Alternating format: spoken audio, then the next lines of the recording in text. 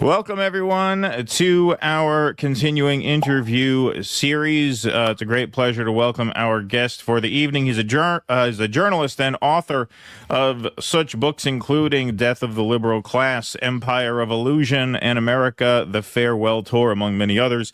He also writes on Substack at the Chris Hedges Report, and he's on YouTube at the Chris Hedges YouTube channel. Please welcome Chris Hedges. Chris, thank you so much for joining us. Thanks, Keaton and Russ. Thank you, Chris. And we are convened tonight because you are going to be a featured speaker. I should have mentioned that in the interview, in the intro, rather, at the Workers' Strike Back conference in Seattle this Saturday. Yeah. I've been a long supporter of Shama. Yep, as have we. All right, well, let's get into it. With a very cheerful premise. We want you to take us out of the darkness here, Chris. We want you to light the way. You got the wrong guess then.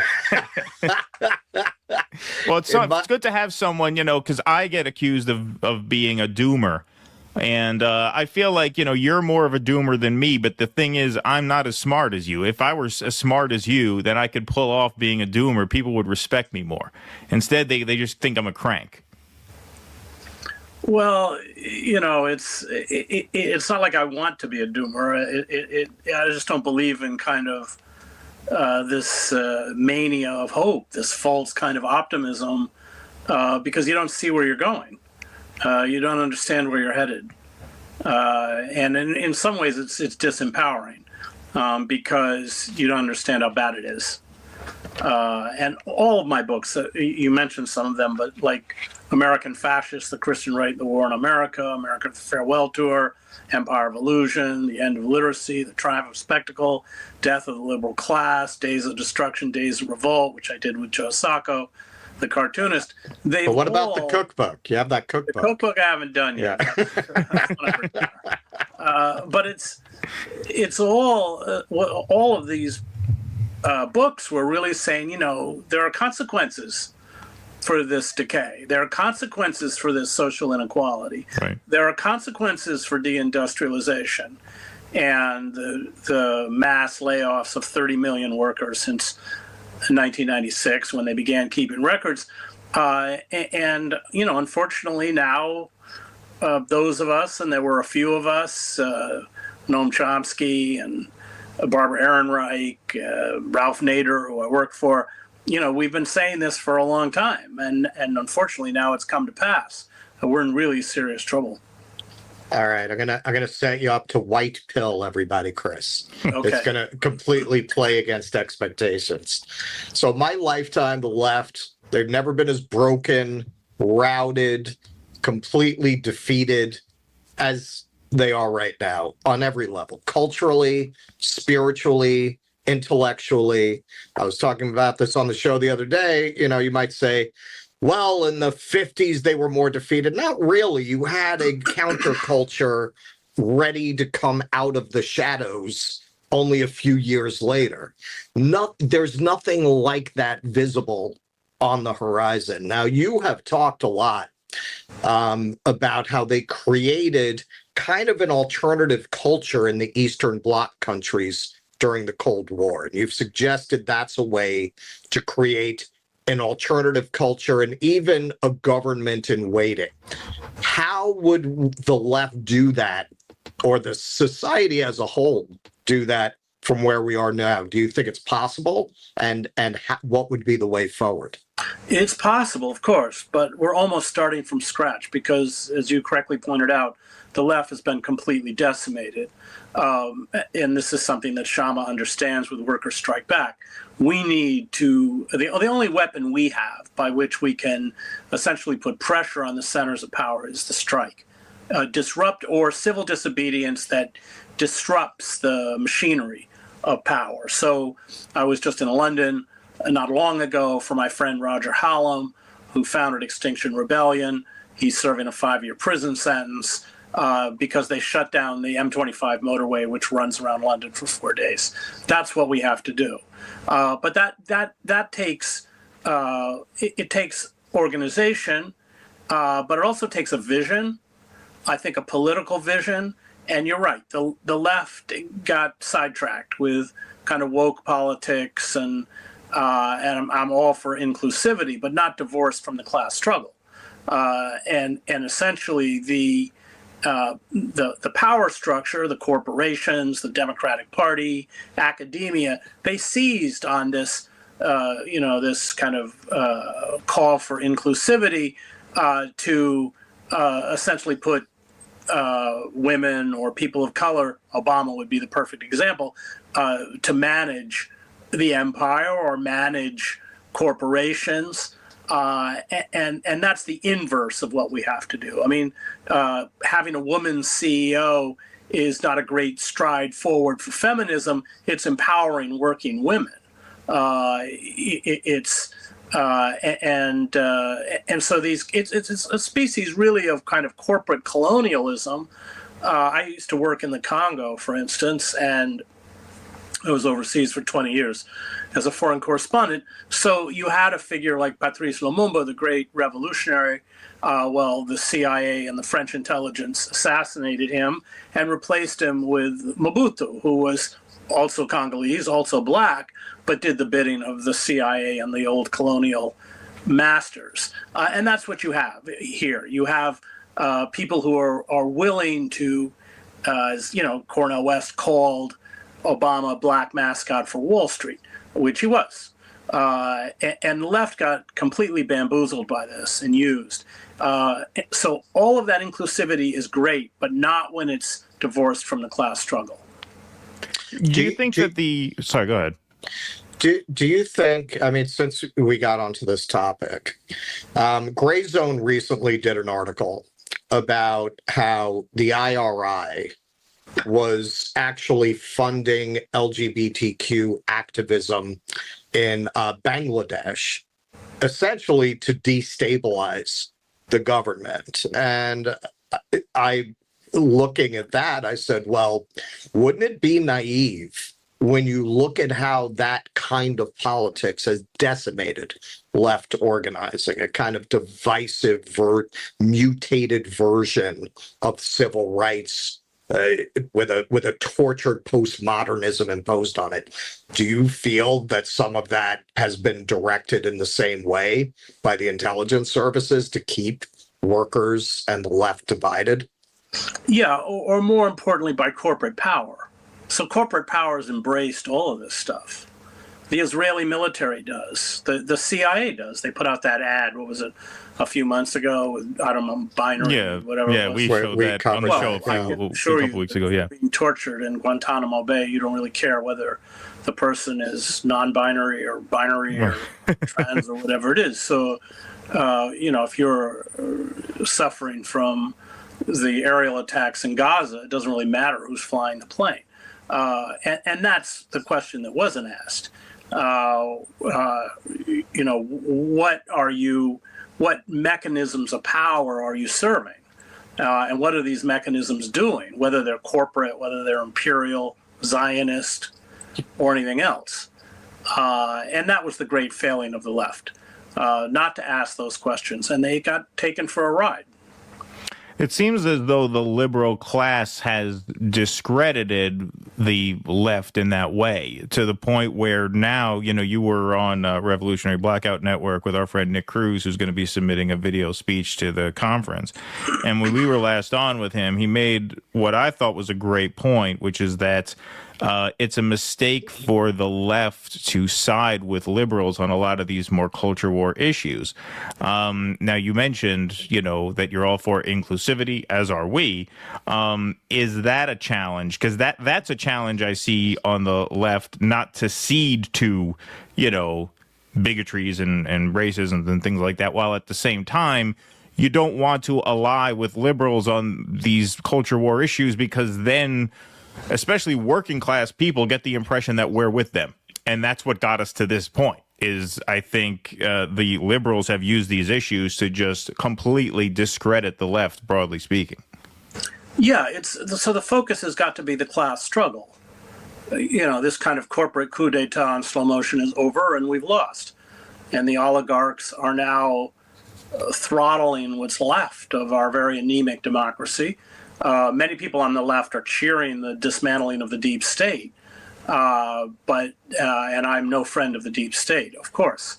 But what they aren't seeing, they don't understand what this is about, and they don't understand what's coming next.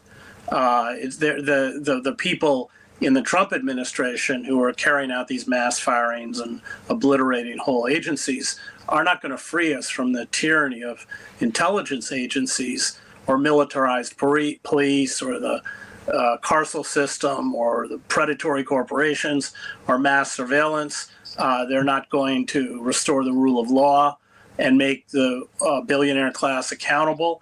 And they're certainly not going to slash the unaccountable spending of $1 trillion by the Pentagon. What they're doing is essentially turning these bureaucratic structures into something even more pernicious, filling them, of course, with people who come out of the Christian right, Christian fascists, I call them. I'm a divinity school graduate, so I'm not anti-religion in any way. I see these people as heretics. So, the collapse of the left frightens me because we're at a moment when we desperately need a militant left. If you look at the 1930s, and we've written the Communist Party out of American history, they're a very important part of the militant movement, especially in the labor movement. Europe went one way. We went another, kind of quasi-socialist, because enough pressure was put on oligarchs, the oligarchic class like FDR, to respond. And there's a letter which I've read that FDR writes to his brother and said, if we don't make concessions, and of course the government at that point was employing 12 million people, 12 million government-created jobs, we'll get revolution. And the specter of the 1917 revolution, of course, still loomed large within the capitalist world. So, we've divorced ourselves. I remember Ralph saying, what we have to be doing is organizing in places like Walmart, unions. And we don't ask people whether they voted for Trump or didn't vote for Trump or what they think about gay people. The point is to focus them on where the centers of power are, not on those scapegoated figures that these fascists used. And I think with this kind of drive towards ideological purity and virtue signaling and everything else, we cut ourselves off from a working class, a very distressed working class. And some of these people obviously embrace belief systems that I don't, and even may find abhorrent. But the struggle is a class struggle. And I think that's what the left forgot. Yeah, in that last answer, you touched on the theme of your recent article called "The Purge of the Deep State and the Road to Dictatorship," and in that you argue that Trump's real target isn't in fact the deep state, but the sort of democratic structures that would restrain his power. And you mentioned that a lot of the left seems to be cheering this on and going along with it. Why do you think that is? Because I have a few thoughts. A lot of it, I think some of it may have to do with the internet, the medium being the message. I think that fuels a certain rage, a certain impulse to troll, a certain Schadenfreude impulse. But I would love to get your thoughts on why do you think so many who kind of are in the same, basically ideological lane as us, I think we can broadly say we're pretty much there. Why is this being cheered on to the extent that it is? I think they're naive. I think they don't actually grasp what's happening. I detest the deep state, which is a state within a state. It's unaccountable, especially the intelligence agencies. The disastrous military fiascos that it has visited. I spent 7 years in the Middle East. That has been visited on places like Iraq, Afghanistan, Libya, Syria, everywhere else.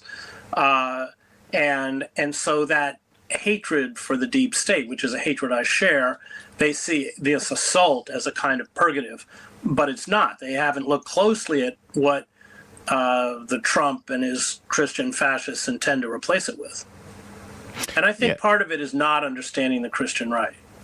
So, I encourage people to read my book, American Fascists, which I spent 2 years on. I didn't use the word fascist lightly either. because these people are fascists. They are sacralizing white supremacy, the worst aspects of capitalism and imperialism. In the same way, the so-called Nazi, the German, it was called the German Christian Church, but it was a Nazi creation. I mean, it didn't have a huge reach in Germany, but it's a very similar kind of religious institutions where you had the Christian cross on one side and the Nazi flag on the other. But that's who these people are. And it's about power. I mean, people would say, well, how, when Trump was first elected, people would ask me, how can these evangelicals support Trump? And I say, you don't get it. You haven't been inside the mega churches like I have, where these pastors are Trumpian figures. They prey in the same way that Trump preyed on people with his sham university or his casino or whatever it was. These mega church pastors, who are the successful ones, are multimillionaires, private jets. They prey on the despair of these people. Just anecdotally, maybe the difference was their sexual proclivities are kinkier than Trump's. But they're the same people. They're no different. I mean, they're totally amoral sleazebags. And the irony is that by essentially embracing Trump, if you look closely, a lot of these mega pastors are upset because they were the ultimate authority. Now Trump has become the kind of ultimate authority, displacing them to a certain extent. But yeah, it's all totalitarian movements, are, as Hannah Arendt writes, are based on magical thinking, and that's what this is. And it is. I mean, the first chapter of my book is about despair, because when you listen to the stories that these people tell about evictions and substance abuse and domestic violence and job losses, chronic underemployment, bankruptcy because of medical bills.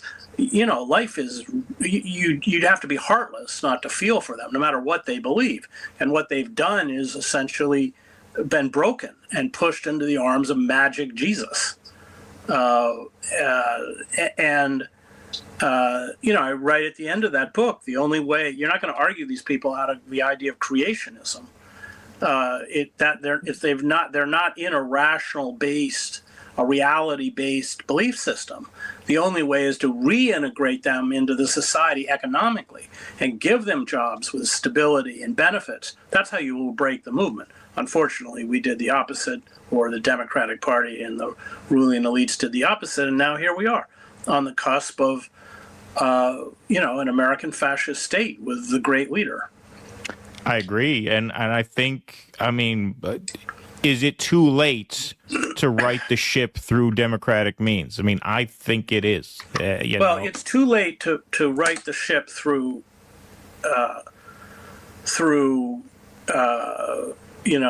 establishment institutions. Yes. Right, through regular order democracy. We have to build a rival militancy on the left, and it's one that has to begin with the understanding that we can't work through the system. Not going to work. And we haven't even talked about the climate crisis. But we have to begin to build that militancy to shut things down, to make things difficult to operate, to make those in the centers of power frightened. But that means stepping outside the system and confronting it.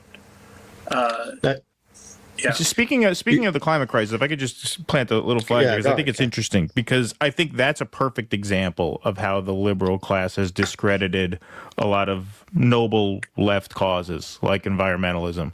I think, the Yellow Vest movement in France signaled that.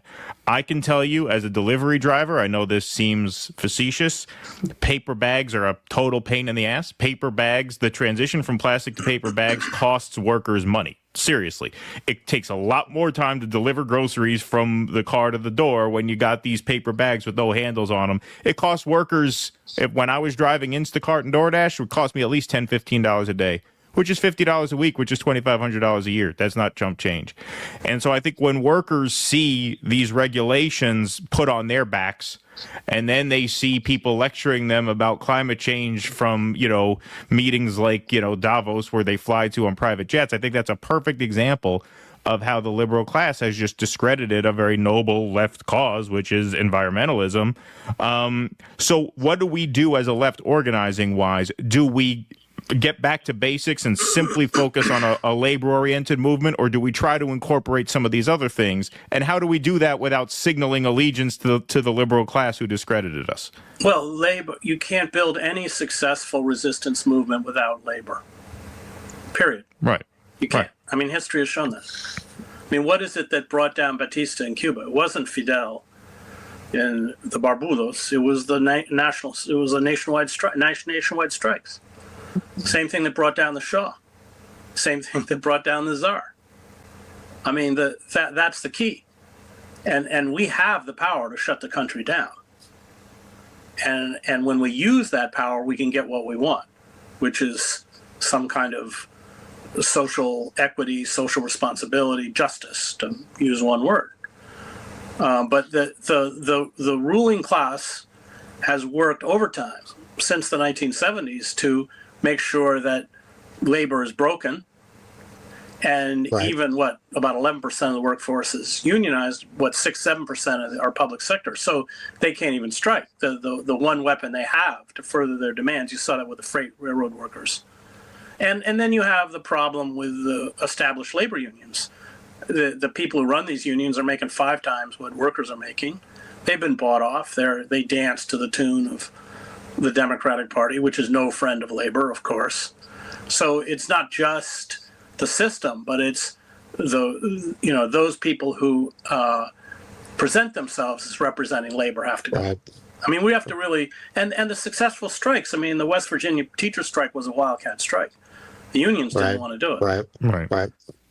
But part of it's education. I mean, we're not going to do it with flash mobs. You can't go on Twitter and tell everybody to show up somewhere and put on a hat and walk through the mall in Washington. And it has to be, and that's why I am so respectful towards Extinction Rebellion. I mean, and that's why Roger's serving a 5-year prison term. Because it's organizing, which is hard and difficult, and it requires you to essentially build alternative institutions. That's hard work, but that's the work we have to do. Now, you describe this movement as white supremacists. It's often occurred to me, especially now. They often talk about communism with Chinese features, or socialism with American features.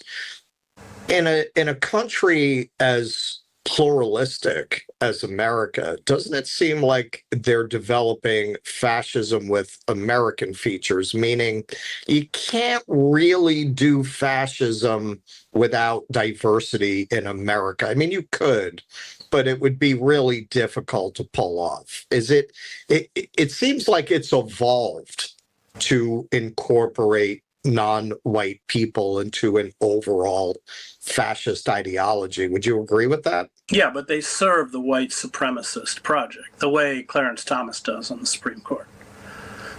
So sure, they'll welcome figures like Clarence Thomas and remunerate him handsomely and probably illegally, but they have to serve that white power structure. Right. So, I mean, white supremacy is, and there are people who, Uncle Toms, who are happy to do it. And for their own personal advancement and personal wealth. But yeah, I wouldn't say that just because you have a certain diversity within the structure, and having spent 2 years with the Christian right, I don't know, but anecdotally, we must be talking 95+% white. We're talking about basically a white movement. But you're right; they need that kind of cover. Right. So people can't figure out that they're really the Klan. Right. So do you think Trump's inroads with, black and brown people, because he certainly made them. I mean, his coalition in 2020 was the most diverse of any Republican since Nixon, and now in 2024 South was Asians. even more. Yeah. But that's because, look, I got lots of critiques of Bernie Sanders, but he was right about this. First, you betrayed the white working class, and then finally the black, brown working class said, we've also had enough. Yes. People are desperate. I mean, the desperation, I mean, that's the one thing you learn being a reporter and going out to these communities that have been devastated. People are really desperate. I mean, they're working 70 hours a week to just stay afloat. So, the white working class was first and the rest of the working class followed. But that wasn't, that was a gift to Trump. I think you're right. Yeah. I mean, and now that, Trump is in power, I mean, if you use the internet as a sort of, microcosm of things, people were very offended. A lot of MAGA was very offended at that Saturday Night Live skit where Tom Hanks, as the MAGA guy, refused to shake the black host's hand. And I thought the skit was kind of lousy and weak. But, at the same time, I'm thinking, it was kind of libby. But at the same time, if you don't want to be portrayed that way, do you have to have a meltdown about the Kendrick Lamar halftime show? Like, did you have to get DEI halftime show trending for 12 hours after a very innocuous, I thought fairly benign and middle of the road halftime show?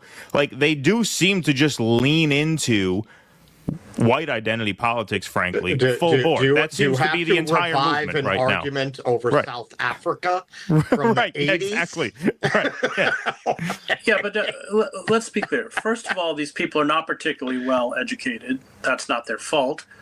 Our educational system is, a disaster. And secondly, they have heard for years and years the Democratic Party talk about empowering all sorts of people while they've been disempowered. Right, sure. Now, the Democratic Party didn't really empower these people. Statistically, black households have suffered far worse than economically than white households. But the rhetoric out of the if you listen solely to the rhetoric of the Democratic Party, you would think that they had stepped in to help minorities and blacks and brown people and everyone else. And while they were ignoring the suffering of the white working class. So a lot of these perceptions, which again, I don't embrace, but a lot of these perceptions were fed to them by liberals, by a media that is working overtime to deflect attention from the real causes of their immiseration, which are predatory corporations. And you'll see this. I mean, the Trump era will become increasingly dysfunctional, and this kind of rhetoric will get ramped up. What they don't want is you to understand the mechanisms of power, because then you become dangerous. So, I teach in a prison. I've been teaching college level courses through Rutgers University for about 15 years now, and it's fascinating to teach in a prison because you realize Antonio Gramsci's brilliance, that there are intellectuals in every class. I mean, I have taught really stunningly brilliant people who never had a chance to get a decent education. I mean, these people are serious intellectuals. Their cells are libraries. I've graduated, several students summa cum laude. But you don't want your underclass to be educated. That's always been true throughout history. You don't want your underclass to understand how power works, because then they become dangerous. And I had several students, if you get a 3.1 and you get out, you can matriculate to Rutgers. And several of my students organized the work to organize the food service workers, a lot of whom were white and a lot of whom voted for Trump because they're really smart and they get it. So, going after people because of their half-baked and racist opinions is not getting us anywhere.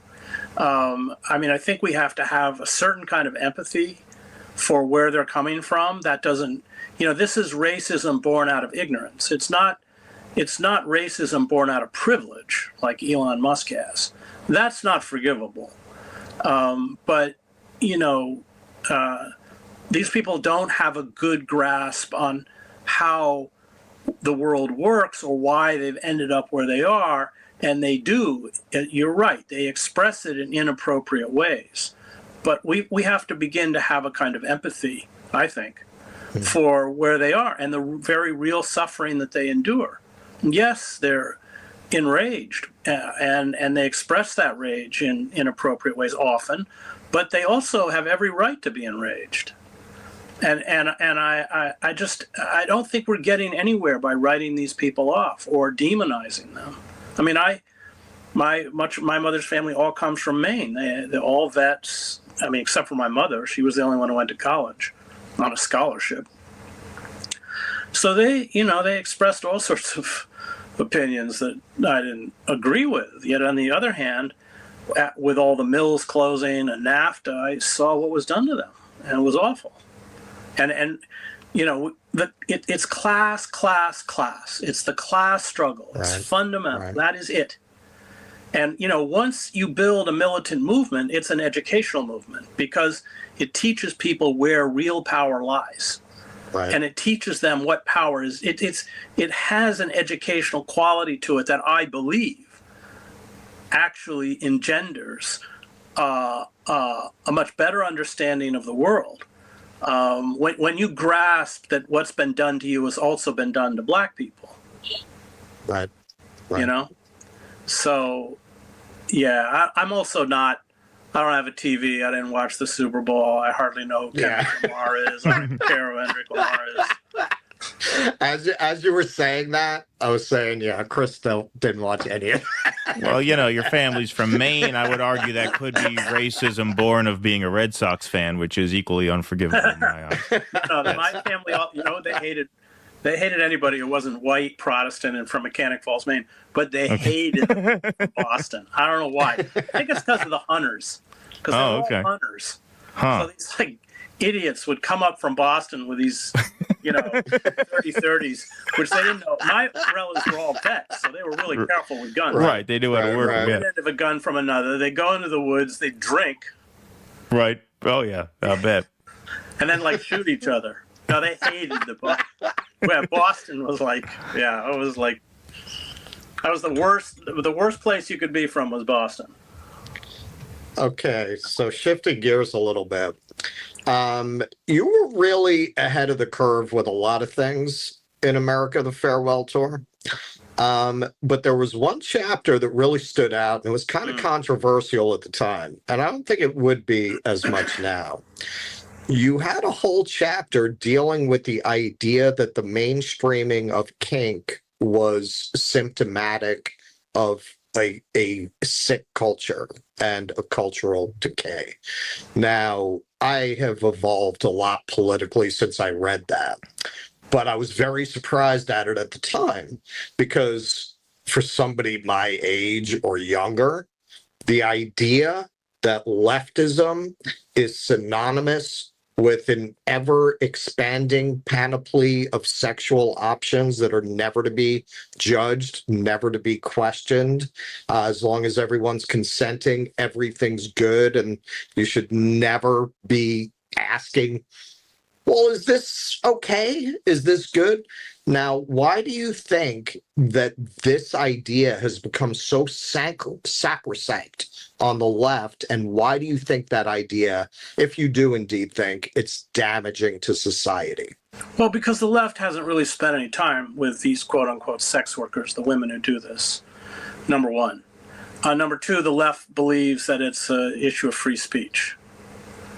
When in fact, as you know from that chapter, so these people, kink.com was in the old Armory in San Francisco. Right. And you could call in, and for money, you could waterboard women, literally waterboard them. It's torture. And when you interview the women, they go into that work because they don't have anything else. They usually have been sexually and physically abused themselves. I mean, once you look at the patterns, like prostitution. So the old left, I'm talking about the old radical, early 20th century left, Emma Goldman and these kinds of figures, they had fierce campaigns against prostitution because they saw it as capitalist exploitation of women who had no other option. Right. And that's certainly my view. People don't choose to do that work. It's because they're desperate and they have nowhere else to go.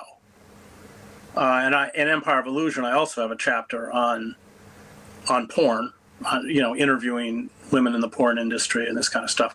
And it's the objectification of human beings. I mean, I covered war for a long time, and the only thing that war produces in greater numbers than corpses are prostituted women and girls, because they're forced out of their villages. The men are either killed, or they're not there, or they're fighting, or they're in prison, or wherever. And so it was rampant.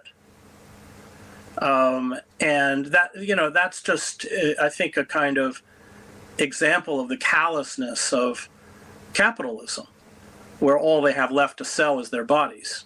And, we know statistically that the consequences of that kind of work or that kind of lifestyle is devastating. I think one study said the average life expectancy is 47.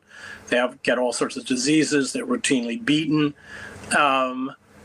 But it's a kind of window into the cruelty of capitalism, because in a socialist society, I'm a socialist, people wouldn't be forced into that position, because believe me, they're not, 99 something percent plus are not choosing it because they want it. But you also suggested in that chapter that the whole mainstreaming of kink suggested something sick in the soul of society. Well, I think the whole book would argue that America is a deeply diseased culture, that it celebrates. I mean, look at like reality television shows. So what are the qualities that see you rise within The Survivor or any of these old shows? It's a penchant for lying, manipulation, self-aggrandizement, the incapacity for remorse, the ability to sell out everyone around you for fleeting fame and money. And those are the qualities of a psychopath, of which our president is one. And those are the qualities that the society celebrates and holds up. So, I mean, it's broader than just the sex industry or the porn industry, or it's throughout the whole society. It is a very, very sick society. And now, the very, very sick people run it. I mean, Trump epitomizes all of it. Yes. All right. So speaking of those people, a lot of folks, they seem to feel the victory of Trump and his movement represents a triumph of human values, free expression, the rights of the individual over the anti-human, social engineering, own nothing, and be happy kind of Davos globalist elite. Now, you describe it as a triumph of the oligarchs over the corporatists. Now, even a lot of people who will concede that, a lot of them are arguing, well, you know what? They're ending the war in Ukraine, and Vance gave a speech about the Digital Services Act. So in the end, we're better off with these oligarchs because they have human values, or their values are more human than the Klaus Schwabs that were running rampant and doing all of these bizarre social engineering projects. Are they right about that, or are they just not seeing the end game? Well, I mean, so he ends the war in Ukraine because he wants to build a relationship with the autocrat in Moscow he admires. He's certainly done nothing to end the genocide in Gaza. Also remember that the Republicans are pushing through a bill now to increase the Pentagon budget over the next decade by $100 billion. At the same time, you have Musk pushing through this AI agenda, seizing all the IRS data and everything else for a kind of centralized data repository. This is along with Larry Ellison, who's just announced this $500 billion AI infrastructure plan and has urged nations to move all of their data into a unified data platform. Those are his words. So it can be consumed and used by AI models. Ellison previously stated that an AI-based surveillance system will guarantee, these are quotes, citizens will be on their best behavior because we are constantly recording and reporting everything that's going on. So what you're seeing is not the eradication of these kinds of systems, but they're being turbocharged at our expense under Trump. And I do think the election was primarily between the corporatists and the oligarchs, because oligarchs want something different than corporatists. Oligarchs want chaos. They want the deconstruction of the administrative state because they make money off it. It's classic rentier capitalism where, okay, you want clean water? Well, we own it. You want electricity? We own it. I mean, even like I live in Princeton. I mean, even like our parking meters are now all privatized. I mean, they want everything. They want to abolish the Department of Education. So you got to pay them. I mean, this is what Yanis Varoufakis wrote in Techno-Feudalism. Right. I mean, that's what these big digital platforms, they're rentier. In order to get to the products you want, they extract. They don't actually make anything other than, their digital service. So no, the oligarchs, the corporatists, they want the decorum of a Biden, or at least when he was sentient, or an Obama, or because they make investments overseas. Those investments will take time to come to fruition. They want stable trade deals. They want different things from oligarchs. I mean, the irony is that unfettered capitalism created the oligarchic class, but the oligarchs won. Now, the battle was between oligarchs and corporatists. The corporatists, trying to get you to vote for Harris, a black woman. I mean, it was issueless, celebrity-driven, vapid campaign. I mean, even the people who are voting for her had no idea what she stood for because she didn't stand for anything, and it didn't work. But yeah, that was what the battle. And now we are getting a really naked oligarchic system, which is different than corporate power. Yeah, now when you talk about the corporatists versus the oligarchs, I mean, I think that's really a really interesting point. It seems like also, in addition to decorum, seems like the corporatists require, or they rely upon rather, a certain collaboration, right? Certain cooperation between entrenched interests, be it political or financial, and that cooperation between those interests is perceived, I think, as the deep state. I think that's what a lot of people are cheering on the destruction of. What would you say? That's right. I mean, so when you look at USAID, it's not about benevolence. I know, I was overseas, so right. The people who do our bidding get aid. We're not AID is not giving anything to anybody in Cuba.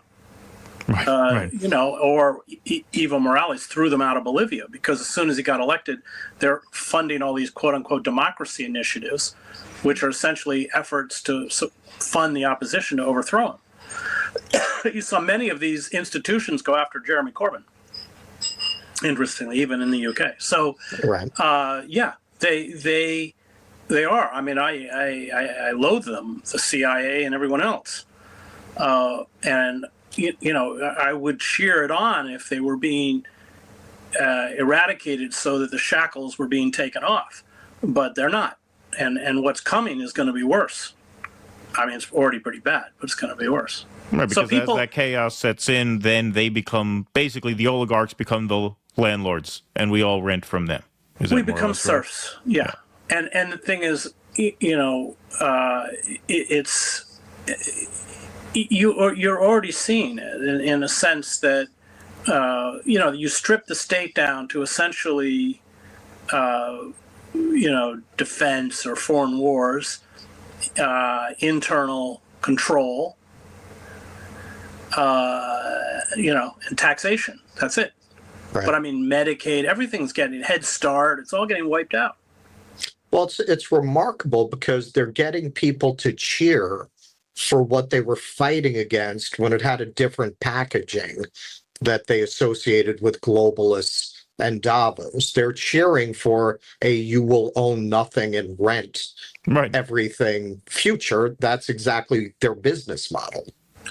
Yeah. I mean, look, the people, the deep state, and having been overseas, I watched it, has arguably ruined the lives of tens of millions of people. I mean, million dead just in Iraq. So, it's a pretty evil, awful entity.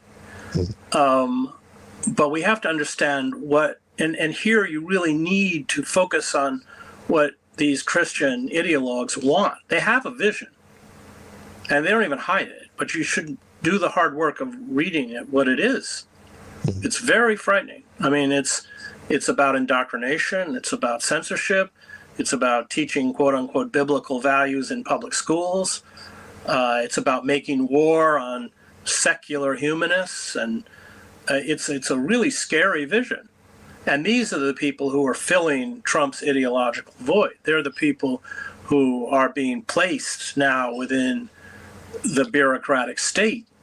And they're number one, they're not in touch with reality. But number two, it's all a kind of loyalty cult to Trump himself. I mean, you see it now with the purging of the FBI, and it's and what was I wrote about it in my column. It's the I'm trying to remember the name of the congresswoman who wants to make the Trump birthday and Flag Day holiday establishment. Oh yeah, I don't know which one did that, but yeah, they said there should be Trump's birthday should be a holiday. Yeah, So, that's the first I'm hearing. Yeah. I don't know who it was. June 4th would be a federal holiday to commemorate Donald J. Trump's birthday and Flag Day. Wow.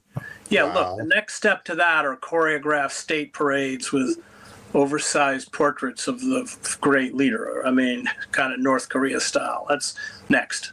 That's if only he were born 2 weeks later on Juneteenth, what would they have done then? Then they'd be in a real pickle. Well, you also suggested that they don't quite understand what the consequences of dismantling these structures will be, not as a defense for these structures, but you argued that, hey, they didn't set up these networks for no reason. It was to maintain that American hegemony. And once you pull all this down, the whole empire is going to come down very quickly. Can you explain that a little bit? Yeah, that's what's happening. They're dismantling. They're so clueless that they're dismantling the empire they worship. I mean, they're accelerating its decline.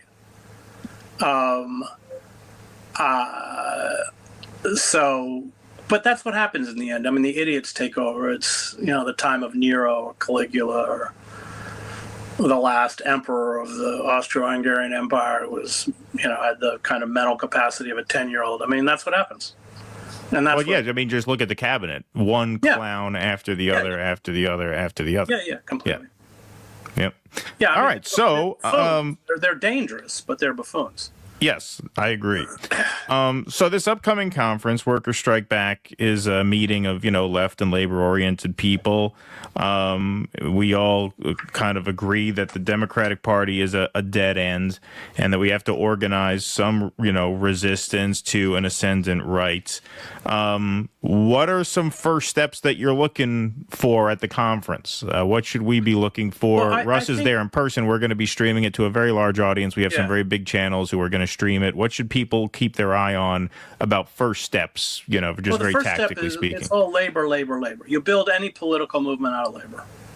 But if you don't have the labor base, you can't build a political movement. And this is why the Green Party, which I've supported because I don't vote for Democrat, but they got it completely wrong. You're running a candidate. I mean, they would argue it gets the issues out, but I mean, that it's got to be the inverse. It's got to be built up off the ground. It has to be organic. It has to come out of labor.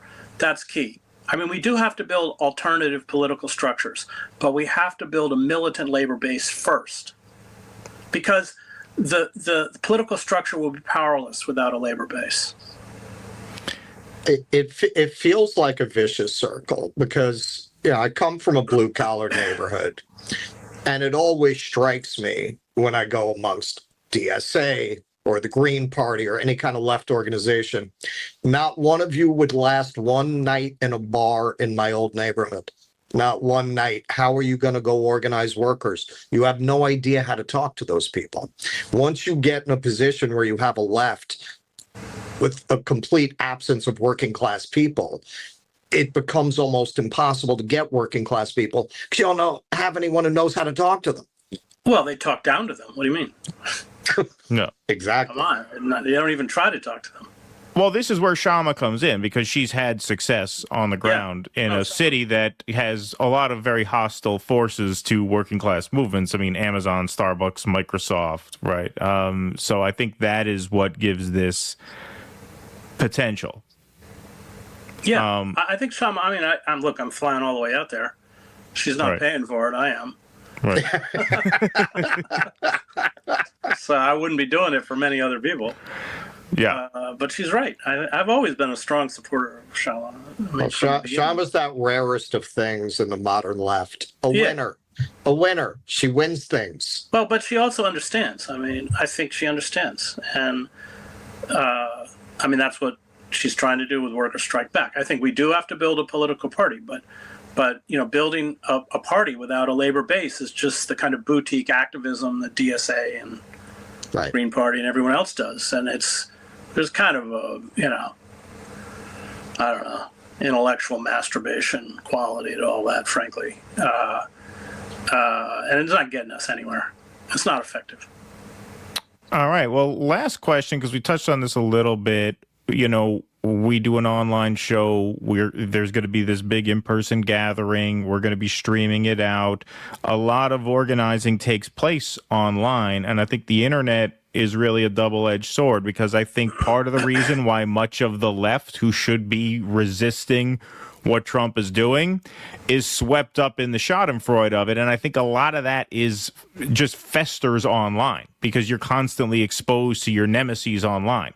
We're not like, we just did a story on the show earlier this afternoon about this immigrant woman who was selling empanadas outside a gas station. And some Karen called the cops on her because she suspected she was an immigrant, because who else is going to be selling who else is going to be selling empanadas outside a gas station with her kids? And sure enough, Border Patrol took her in and threatened to deport them all to Guantanamo Bay. You don't see that immigrant on Twitter, right? So it's easy to, I think, lose sight of the real suffering that people are going through when we're stuck in this sort of gauntlet online. So what do you think the role is of the internet in organizing versus in-person events? I think the internet's poison. I think I always tell my students when they get out of the prison, they can't be online. I said, look, don't ever forget the internet's not real. It's not real. Right. You made that point, but my students are very, very poor. Their families live in the projects, kind of evicted, especially with the men gone. You don't see them on the internet. You don't see their reality on the internet. They're not expressing the suffering that they're enduring on the internet. And it's easy to get sucked into that kind of rabbit hole. So I don't actually run my social media accounts. Great guy runs it, Max Jones, because I'm not on Twitter. I'm not on Facebook. I have a Facebook page. I've never seen it. I don't want to get sidetracked into that. And any organizing is going to be done face to face. It's not going to be done on the internet. Look, wasting your time on the internet is just where the corporate state or the oligarchs want you to be, alone in your room on the internet. Right. Actually, it was just tonight with the Students for Justice in Palestine at Princeton, the ones who ran the encampment, was with Norman Finkelstein and them. And that was like the Occupy movement. So much of it, what was important about building those connections and relationships, it happened in a physical space. Right. That's what the Occupy movement, and the Occupy movement kind of was, after it was broken in a coordinated effort by Barack Obama, nationally coordinated effort, but it splintered into Black Lives Matter, anti-fracking, But yeah, we have to, if we're going to endure what's coming, we have to build a real community, and that means being with people. And that's what actually the students were saying, because the repression on these university campuses has been fierce. Many of these students that I was with tonight are going before court because there's a court case, because they're students who've been charged with trespassing on their own campus, but they occupied an administrative building. Right. Their faculty, like Ruha Benjamin, are teaching on probation because they supported it. And that's only going to get worse under Trump. although it was very bad. Remember, Biden started all this. And so we really need each other. We need these relationships, and we need to work with people who, we need to be tolerant. It's not a word I particularly like. It's not a word that King ever used, actually, but we need to accept people who are not mirror images of ourselves, who, don't mouth the politically correct language we want them to. I mean, we're just going to have to learn to work with people who are different. Especially if you're going to start wading into organizing, labor organizing. It doesn't. We can be upfront about what our positions are with, for equal rights for GBLTQ and all that, which I support. Obviously, all of that stuff. We shouldn't hide it. But at the same time, we can't be censorious. We can't write people off. Like, this is the big mistake of the left. We have to organize Walmart. Walmart has to be very high on the list. And then Amazon. These are the places we got to focus on because they're huge employers and they treat workers like garbage and they break strikes. They have whole strike teams that fly in the moment they have algorithms to determine who on their workforce is likely to organize. We have to break. These are the organizations we have to break. And that means we're going to be building alliances with people who don't think politically like we think. But as I said earlier, that if you actually build a labor movement, there's always an educational component that goes with those confrontations because it is a kind of, course in the nature of power and how it works. And when these corporations become vicious, you begin to understand who your real enemy is. So, we have to rebuild a labor movement with a kind of socialist vision and with a militancy, and it's not going to be pretty. The capitalist class was vicious. At the end of the 19th century, beginning of the 20th, hundreds of American workers were killed. Tens of thousands were jailed, blacklisted, beaten. They're not going to, they will do the same. Take that history lesson. It's not going to be easy, but we've got to rebuild it. Otherwise, we're finished. Otherwise, we will live in a kind of Christianized fascist state. Really, those are the two alternatives. I think part of what's so terrifying about the current moment is you get the sense that when they send out the strike breakers, they're going to have most of the working class cheering them on. Yeah, but that's always been true. That's what Marx called the lumpen proletariat. So, and Marx writes about that. It's always the lumpen proletariat. So those people are perhaps the working poor, the lowest end of the working poor, who are easily seduced into serving the bosses because they give them the license to go out and beat the crap out of people. That's been true throughout history. Who are the police forces? Who are the informants? They tend to come out of. So we can't romanticize the working class. Huge segments of the working class will be deployed against us for peanuts, for little. But since they have nothing, it works. I used to work in Iran in the Basiji, which is kind of the popular militia or morality police. They were all recruited from the slums of Tehran. Then they could go up to North Tehran and beat up all the rich people. So, look, that's, all the scabs, all the strike breakers, the Pinkertons, the gun thugs, where'd they come from?